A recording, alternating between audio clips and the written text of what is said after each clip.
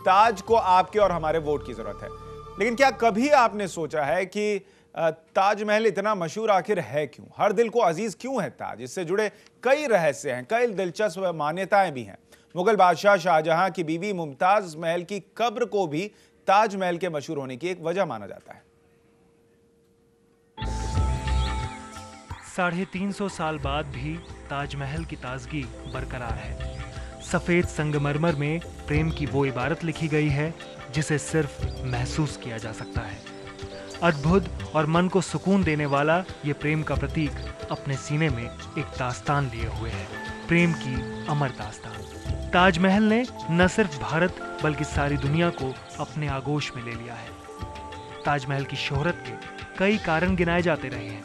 अगर वास्तुशास्त्र की नजर से देखें तो मुमताज की कब्र इसकी प्रसिद्धि का कारण है। ये कब्र ही है जिसने इसे दुनिया भर में मशहूर किया है।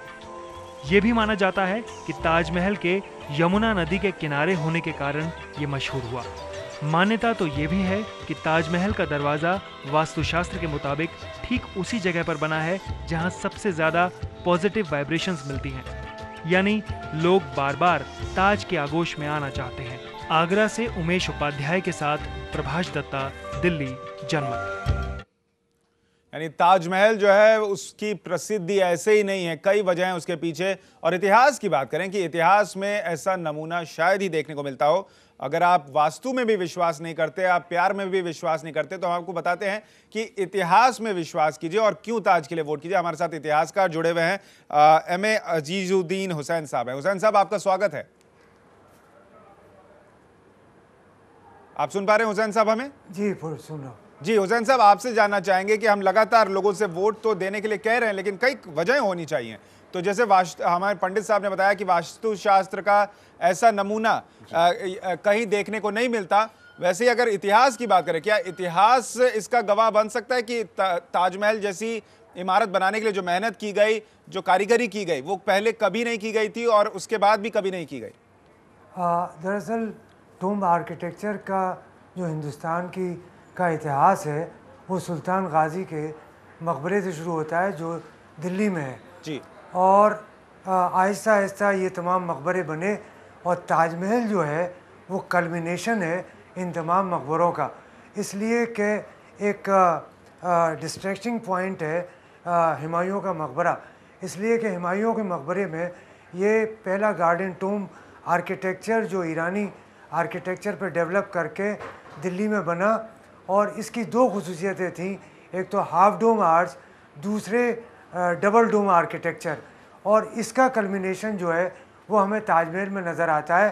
तो ये हिंदुस्तान के सबसे खूबसूरत, सबसे वेल प्लान और इसमें जो बिल्डिंग मटेरियल इस्तेमाल किया गया है उसका पूरी दुनिया में कोई जवाब नहीं है। इसी वजह से इतिहास का ये एक ऐसा टूम्ब है कि जिसका न सिर्फ हिंदुस्तान बल्कि पूरी दुनिया में, इवन ईरान में, इसका कोई जवाब नहीं मिलता हमें। यानी इसका कोई सानी नहीं आप कह रहे हैं। लेकिन हुसैन साहब, यानी हम कह सकते हैं कि हम लोगों को से ये अपील कर सकते हैं कि अगर वाकई वो इतिहास को जिंदा रखना चाहते हैं और चाहते हैं कि जो मेहनत बरसों पहले की गई और वास्तुशास्त्र के हिसाब से भी जो नायाब इमारत उस वक्त बना दी गई उसे जिंदा रखना चाहते हैं, तो वो वोट करें ताज के लिए। जी, और इसकी एक मैं आपको मिसाल दूँ कि ताजमहल जो है वो बुनियादी तौर से एक कब्र के ऊपर बना है, दूसरी शाहजहां की कब्र है। और यूपी और दूसरे जगह के लोग जब शादी करते हैं तो वो हनीमूनिंग के लिए आगरा आते हैं। उनको ये नहीं मालूम होता ताजमहल के अंदर पहुंचने के बाद बुनियादी तौर से ताजमहल एक कब्रिस्तान है। तो उस आर्किटेक्चर की ये खूबी है कि जो नई ज़िंदगी करने वाले लोग हैं, जो नई ज़िंदगी शुरू करने वाले लोग हैं, वो ताजमहल में बग़ैर ये सोचे समझे आते हैं कि ये बुनियादी तौर से एक कब्रिस्तान है, एक मकबरा है। तो ये भी एक अजीब सी बात है कि जहां पर किसी की जिंदगी खत्म हुई वहां पर लोग अपनी नई जिंदगी की शुरुआत करने के लिए आते हैं। इस पर हम बात करेंगे। हुसैन साहब, आप हमारे साथ बने रहिए। हम एक छोटे से ब्रेक के लिए रुक रहे हैं। ब्रेक पर जाने से पहले हम आपको बताएं कि आप अगर आपको लग रहा है कि वाकई ताज के लिए आपको वोट करना चाहिए तो आपको करना क्या है। आप चाहें तो अपने मोबाइल के राइट मैसेज ऑप्शन में जाएं, टाइप करें ताज और फिर उसे 4567 पर SMS करें, या फिर अगर आप चाहें तो news7wonders.com ये वो वेबसाइट है जहां पर आप जाएं और ताज के लिए वोट करें। छोटे से ब्रेक के लिए रुक रहे हैं, इस समय का इस्तेमाल करें, वोट करें ताज के लिए।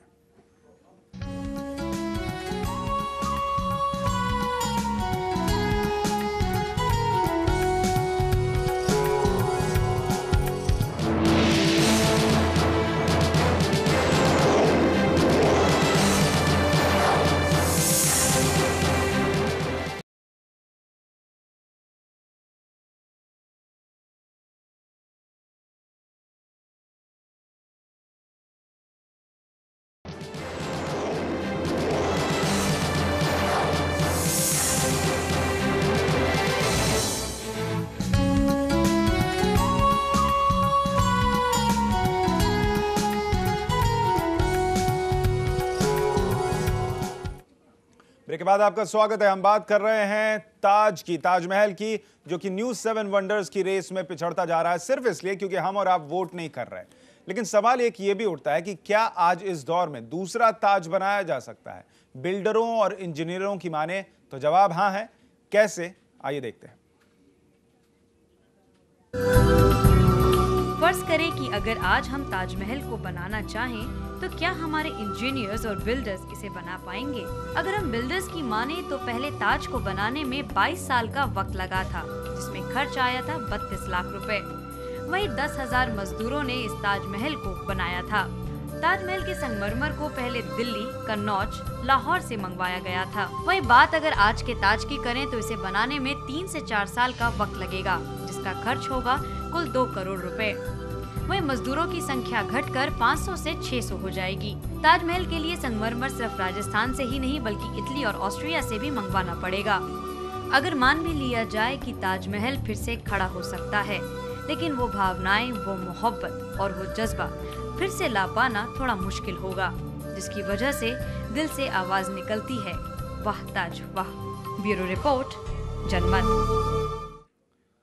यानी एक बार फिर बन तो सकता है ताज, लेकिन वो प्यार, वो मोहब्बत की निशानी या जो जज्बा इससे जुड़ा है वो क्या फिर से बन सकता है? लेकिन अगर लोगों की बात करें तो लोगों को भी यही लगता है कि ताजमहल फिर से नहीं बन सकता, और अगर बन भी जाए तो उससे वो भावना, वो मोहब्बत नहीं जुड़ी होगी। क्या आपको लगता है कि आज ताजमहल जो बनाया जाए, फिर से यदि बनाई जाए ताजमहल, तो वो भावनाएं अभी भी होंगी, बनाया जा सकता है? नहीं, मुझे नहीं लगता। आज के ज़माने में ऐसे आर्टिस्ट भी नहीं जो ताजमहल खड़ा कर सके, और वैसे भी अगर बन भी गया तो वो भावनाएं कभी नहीं आ सकती, क्योंकि आज के ज़माने में ना वैसे लोग हैं, ना शाहजहां जैसा पति है, ना मुमताज़ जैसी पत्नी। मुझे नहीं लगता कि आज की टेक्नोलॉजी में वो दम है जो पहले संगमरमर की वैसे बना सके हैं ताजमहल। आज की टेक्नोलॉजी इस तरह के मतलब ताजमहल नहीं बना सकती। पंडित जी, आपको लगता है आज के दिन में ताज, उस तरीके का ताज जो अभी मौजूद है हमारे पास, वैसा ताज बन सकता है? और क्या वाकई वो प्यार, वो मोहब्बत जो ताज से जुड़ा है वो भी जुड़ सकता है? देखिए यार, खाली अगर हम स्मारक की, कंस्ट्रक्शन की बात करें, देखिए ताजमहल की अगर हम बात करते हैं, ताजमहल बेसिकली क्या है? बेसिकली एक स्ट्रक्चर है, लेकिन स्ट्रक्चर के क्या है कि उसको रिप्रेजेंट इस तरीके से किया गया पूरी दुनिया के अंदर कि वो आज प्यार के लिए एक मिसाल बन गया, और वो अनादिकाल तक वो एक मिसाल रहेगी। अगर हम स्ट्रक्चर की बात कर रहे हैं, क्योंकि आज की देखिए, जब आज की साइंस इतनी आगे बढ़ चुकी है, और उस वक्त कहिए कि जब ये बना, उस वक्त इसको बनाने के लिए जो है इराक, ईरान और चाइना तक से कारीगरों को मंगाया गया, मटेरियल किया गया आज की। लेकिन इसमें आज अगर खाली हम स्ट्रक्चर की बात करते हैं तो निश्चित तौर पर यह बन सकता है, लेकिन वो जज्बा, वो प्यार, वो चीजें नहीं, भावनाएं हैं। आज क्या है, आज अगर हम ताजमहल की बात करते हैं तो ताजमहल के साथ शाहजहां और मुमताज भी नाम जुड़े हुए हैं। बिल्कुल, हम ना तो ताजमहल को मुमताज और शाहजहां से अलग करके नहीं देख सकते। तो बात यह कि ताजमहल को अगर खाली स्मारक, एक स्ट्रक्चर के खड़ा करने तक की बात है तो निश्चित तौर पे बन सकता है। भारत का वास्तुशास्त्र इसमें सक्षम है, इसमें कहीं कोई। हमारे साथ हुसैन साहब भी हैं। हुसैन साहब, अगर बात करें इतिहास की, आप खुद मान रहे हैं कि इस तरीके की कोई चीज़ नज़र नहीं आती जो पहले कभी बनी हो और इतनी नायाब हो, इतनी स्पेशल हो। क्या अगर बात करें आने वाले दिनों की, जिस तरीके से हम लोगों से भी पूछ रहे थे, आपको लगता है कि बिना उस प्यार, उस मोहब्बत के जो इस ताज से जुड़ा है, कोई भी इमारत खड़ी कर दी जाए वो ताज की बराबरी नहीं कर सकती? मेरे ख्याल से शाहजहां मुमताज़ महल के अलावा अगर हम इसके आर्किटेक्ट्स को भी देखें, जो उस्ताद अहमद मेमार और उस्ताद ईसा, तो इन लोगों का भी बड़ा इन्वॉल्वमेंट था। और ये उस्ताद अहमद मेमार मुल्ला अब्दुल सलाम लाहौरी जो लाहौर का एक मदरसा था उसके प्रोडक्ट थे। तो इन लोगों का दिल लगा हुआ था और इन्होंने अपना दिल लगा के इस इमारत को खड़ा किया है। तो न सिर्फ शाहजहाँ मुमताज़ महल बल्कि इनके आर्किटेक्ट्स को भी हमें देखना होगा कि आर्किटेक्ट्स ने इस इमारत को खूबसूरत बनाने में कितना इम्पोर्टेंट रोल अदा किया है, जो आम तौर से हम इसको नहीं गर्दानते। जी, यानी कि एक अहम बात है।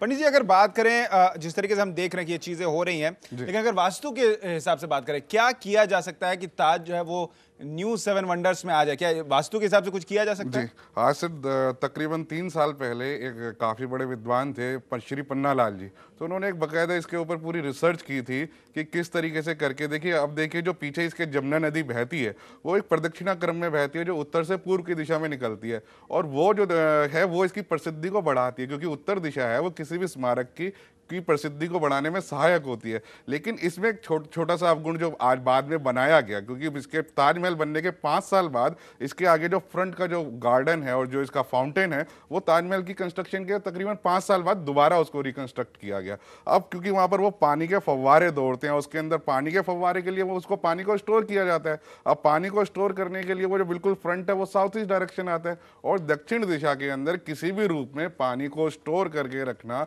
या किसी भी तरीके अगर इन फाउंटेन्स को, जो फाउंटेन्स आगे हैं, अगर इन्हें बंद कर दिया जाए तो आप ये दावा करते हैं कि वो न्यू 7 वंडर्स में आ जाएगा ताज? अगर 7 जुलाई तक, ये मैं अनुरोध करता हूँ ESI से, अगर 7 जुलाई तक जितने भी फाउंटेन जो फ्रंट गेट के आगे हैं अगर आप उनको बंद कर देते हैं तो ये जो 5 एलिमेंट्स ऑफ नेचर है, पृथ्वी, जल, अग्नि, आकाश और वायु, इनका समर्थन हमें मिलेगा और कहीं ना कहीं लोगों के अंदर एक पॉजिटिव भावना भी अंदर जगेगी और हमारा जो ताज है निश्चित तौर पे 7 वंडर्स के अंदर शामिल हो जाएगा। चलिए, इनका समर्थन मिले ना मिले, लेकिन लोगों के समर्थन की वाकई जरूरत है। ताज को जाने से पहले हम आपको जल्दी से एक बार फिर से बताएं, अगर आप चाहते हैं ताज के लिए वोट करना, जो बेहद जरूरी है, बिना उसके ये संभव नहीं होगा कि ताज न्यू 7 वंडर्स में शामिल हो, तो इसके लिए या तो आप अपने मोबाइल का इस्तेमाल करें, मोबाइल उठाएं, उसमें न्यू मैसेज लिखने के ऑप्शन में जाएं और टाइप करें ताज और फिर उसे 4567 पर भेज दें, या फिर आप वेबसाइट पर जाएं www.news7wonders.com पर और फिर वहां पर लॉगिन करके ताज के लिए वोट करें।